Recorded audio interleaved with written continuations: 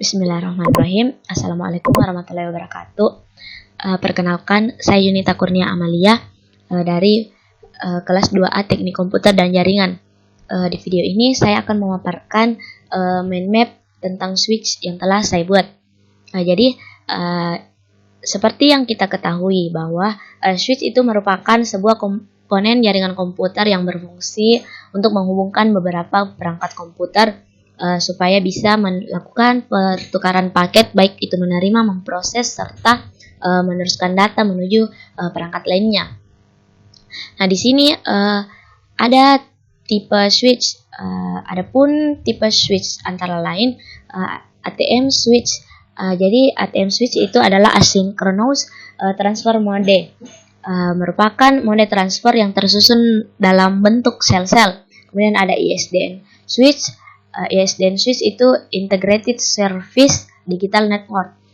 Umumnya terdapat pada service provider yang bekerja layaknya switch. Kemudian ada DSLAM switch, yaitu Digital Subscriber Line Access Multiplexer, yaitu switch yang memungkinkan telepon garis untuk melakukan atau membuat koneksi cepat ke internet. Kemudian ada Ethernet switch, yaitu merupakan Local Area Network, interkoneksi perangkat dan beroperasi terhadap lapisan data link dari model referensi OSI. Saklar dasarnya mirip dengan jembatan, tetapi biasanya mendukung jumlah yang lebih besar dari segmen LAN terhubung serta mempunyai kemampuan manajemen yang lebih kaya. Nah, kemudian ada fungsi switch. Fungsi switch itu terbagi dari 3. Ada looping, avoidance. Kemudian looping ini merupakan perputaran data yang terjadi di port switch saja. Kemudian meneruskan data frame. Switch juga dipergunakan untuk menyaring dan meneruskan data frame ke alamat yang sedang dituju. Kemudian ada address learning. Address learning itu pada switch berfungsi mencatat alamat MAC antar perangkat jaringan yang sedang terhubung. Kemudian ada VLANs.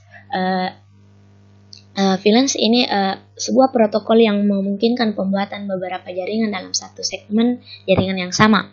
Segmen jaringan yang sama yang dimaksud seperti secara fisikal, jika ada 6 komputer yang terhubung dengan satu switch, berarti 6 komputer tersebut berada dalam satu jaringan yang sama.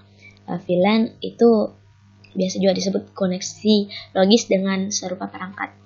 Adapun karakteristiknya yaitu menyediakan segmentasi dari berbagai kelompok perangkat pada switch yang sama. Kemudian menyediakan organisasi yang lebih bisa diatur. Kemudian siaran multicast, unicast adalah terisolasi dalam VLAN individu. Kemudian setiap VLAN akan memiliki jangkauan uniknya sendiri pengelamatan IP. Kemudian domain siaran yang lebih kecil. Kemudian ada inter-VLAN.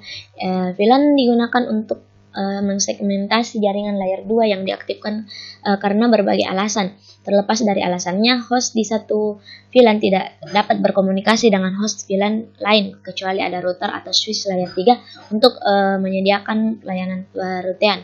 Perutean inter-VLAN adalah proses meneruskan lalu lintas jaringan dari satu VLAN ke VLAN yang lain. Kemudian ada 3 opsi perutean inter-VLAN, yaitu yang pertama legacy inter-VLAN routing. Itu tidak skala dengan baik. Kemudian ada router on a stick, solusi yang dapat diterima untuk jaringan berukuran kecil hingga menengah. Kemudian ada layer 3 switch using switches virtual interfaces, jadi solusi yang paling terukur untuk organisasi menengah hingga besar. Kemudian ada protokol spanning tree atau STP. Di STP ini berfungsi untuk mencegah terjadinya looping pada proses pengiriman data. Kemudian di STP itu ada root bridge. Root bridge itu bridge priority-nya terkecil, kemudian mempunyai bridge ID. Kemudian root port itu memiliki cost terkecil. Kemudian alternative port itu cost terbesar, MAC address terbesar. Kemudian ada designated port, itu untuk menerima update dari root bridge. Kemudian Ether channel.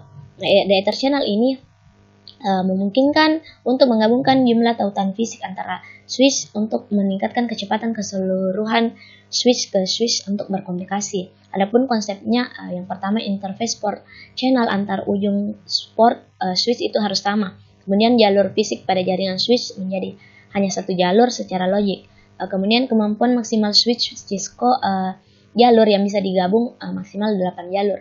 Adapun cara kerjanya, yang pertama harus ada protokol negosiasi, kemudian untuk melakukan proses negosiasi dengan switch lawan agar sama-sama ikut menggabungkan per switch-nya. Kemudian prosesnya dengan cara mengirimkan paket ke perangkat switch lawan. Paket yang dikirim tergantung dari pilihan protokol yang digunakan. Kemudian protokol yang terdapat pada Ether channel yaitu Port Aggregation Protocol, kemudian ada Line Aggregation Control Protocol. Jadi sekian dari mind mapping tentang switch yang dapat saya paparkan. Terima kasih, kurang lebihnya mohon dimaafkan. Assalamualaikum warahmatullahi wabarakatuh.